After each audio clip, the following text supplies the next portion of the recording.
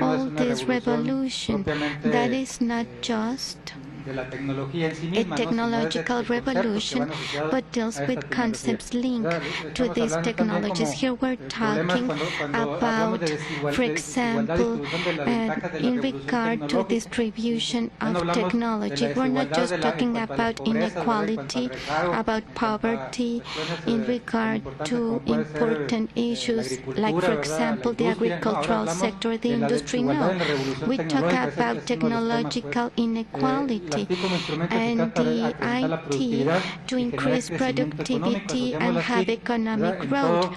And we link them, we link IT for something that's fundamental for the society, that is the e-economies. And here we can see each one of the terms in each square, and you're going to be able to find how people, individuals, communities, societies, countries, companies are completely linked and related with these terms, and to reduce the digital gap, something that we're always talking about, the vulnerable groups and marginalized groups. Sometimes we can think about what IT has to deal with this to solve problems, specific problems of marginalized and vulnerable groups.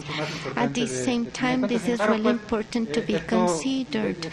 So I would like to emphasize this, because to think about e-competences is a fundamental issue that we should have carried out as from some years ago, and in one way or another we've been able to see it, but it's a fundamental issue to improve our standard of living, and ITCs, they're changing everything, and the impact can be seen everywhere, at home, at school, research, social, economic, cultural, labor, relationships in the cultural area, all human activities.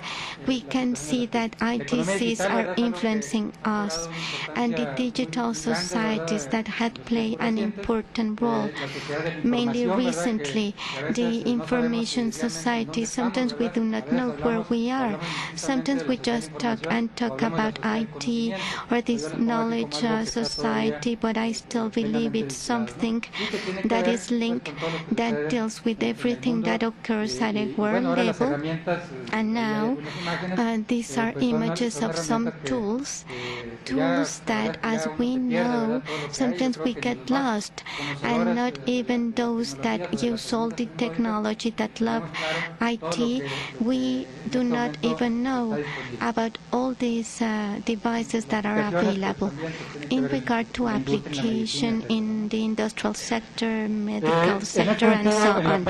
In this regard, in regard to education, it plays an important role too. In regard to educational models and to identify needs, to identify goals that we want to reach, what we have called to reduce the digital gap. And also they have impacted us in order to give better basic and higher education. We can see all this at schools, universities. We're always thinking about academical authorities, professors, students, and parents too, because now, you know what's really interesting, and this is something that we can criticize too. We're always thinking about putting computers, connectivity, and sometimes we leave at one side other basic needs, but there are some students, children, that sometimes they prefer to have a computer than to have a restroom, believe it or not. But that's what's happening, unfortunately. And at the same time, it seems that they want to invest in technology, and sometimes we do not know what we're going to do or how we're going to use the technology. So this is really important. In regard to training, idea of having these collaboration networks is really important to foster culture, training, and programs. Now we have the best program through the internet, and also this professionalization by using the ITCs, tools like, for example, the network that are of great use for pedagogical issues, for advice, for learning and teaching. And this is a fundamental tool. Digital resources, as I mentioned before, sometimes we get lost in regard to everything that's available for us.